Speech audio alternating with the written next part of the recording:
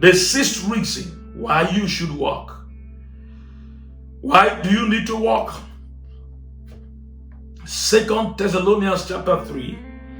I'll read verse 10 to 12. Why should you walk? For even when we were with you, this we commanded you, that if any would not walk, neither should he eat. For we hear that there are some which walk among you disorderly, walking not at all, but are busybodies. Now them that are such we command and exhort by our Lord Jesus Christ, that with quietness they walk and eat their own words bread. He said this, there are people that despise work, they are busybodies. He said with your own work you should also eat your own bread. The sixth reason why you should work is that you don't deserve a good life if you refuse to work. The mercy of God responds to workers. The mercy of God responds to those that are trying. You don't deserve good things in this life if you are not working. As a matter of fact, you can already imagine that there are many things you want in this life. You are not able to afford them, even the smallest things, because you are not working. Haven't you seen that somebody had to wear that shoe before they give it to you? Haven't you seen that even though you like brand new cars, you always have to buy the ones that are almost dead, they have used in this country for years? They have the cars are almost dead, and your hand is a dumping ground. Haven't you seen that there are shirts you want to wear and you cannot wear? There are trips you want to make, but you cannot make these trips because you don't have the money? Haven't you seen that the next step of your life depends on somebody's approval because you cannot fend for yourself?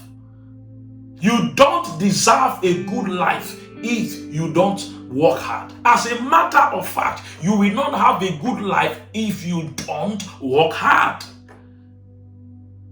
There are people you cannot marry simply because you don't have work. You cannot afford them. There are places you cannot do business because you cannot afford the place.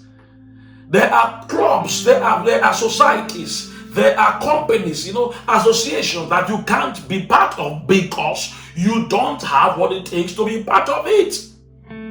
At your age, can't you be a producer? What are you known for? Can't you be a CEO? Can't you be an MD? What have you founded by the grace of God? Which business are you handling very well? Which office have you handled very well? Where have you worked dedicatedly for 10, 15, 20 years? What are you proud of that you can do? That you can stand with anyone in this world and do very well? What can you say about yourself? You don't deserve a good life if you don't work hard. There are houses that befit you, but you simply don't have the money to pay the rent or even to buy them because you are lazy. You need to work hard. You need to work hard. Hallelujah. You don't deserve good things if you don't work hard. If you don't work hard in school, you don't deserve a good result. If you don't work hard in your marriage, you don't deserve a good marriage. If you don't work hard in your business, you don't deserve a good business. If you don't work hard in the ministry, you don't deserve a strong and vibrant ministry. You don't deserve good things if you don't like work. You will not even feel well if you don't like work. Stop moving around talking about other people that are busy doing their own things and begin to mind your business.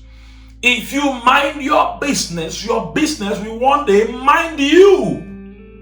Put in the work, because one day you will desire things, and right in your very eyes you will discover that you are not qualified. You will discover that you don't have what it takes to have these things, simply because you did not put in the amount of work that you should have put it in. You don't deserve any good thing if you don't work hard. Good things respond to workers. Good things respond to what? Workers. Glory to God. You do not deserve to have a good thing if you cannot work.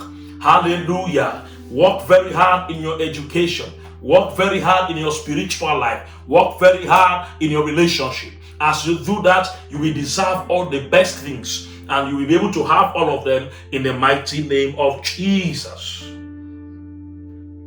In Proverbs chapter 14, verse 23, you are going to discover that talking alone cannot change anything.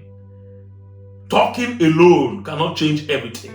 A person that wants a good life must be able to do more than they talk. What am I saying? The reason why you need to work is that talking alone is not enough. To just keep talking cannot change your life. You need to put action into it.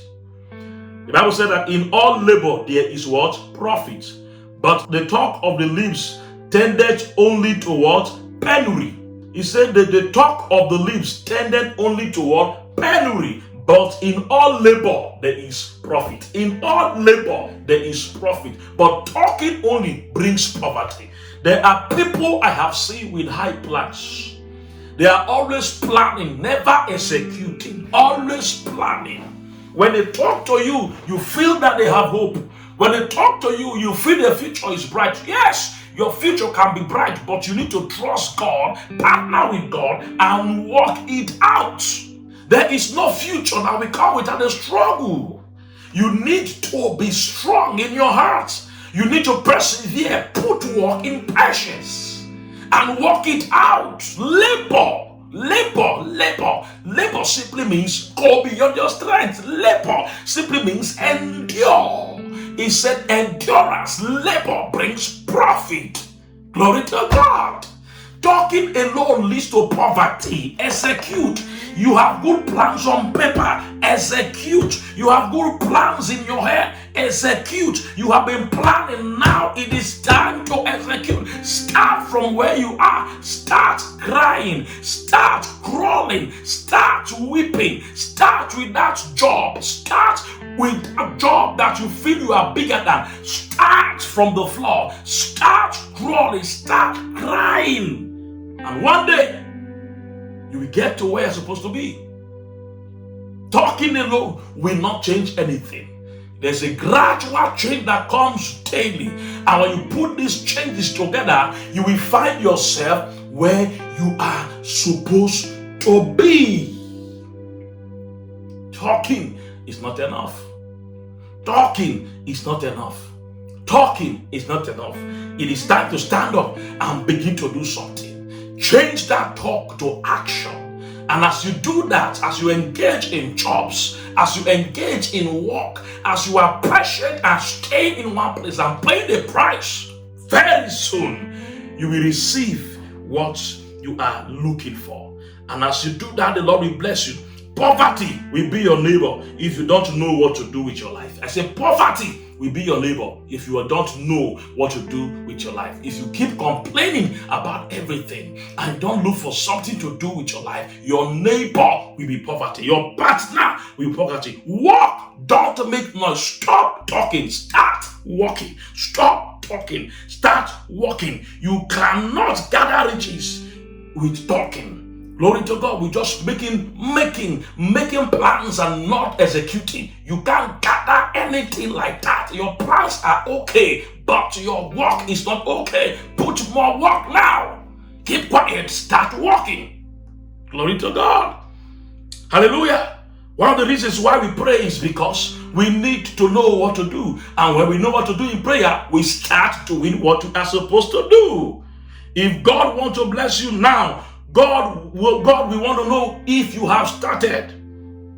How can God start the blessing? If God said it is time to bless you, where will the blessing come? What are you doing that will invite this blessing? It is time to work.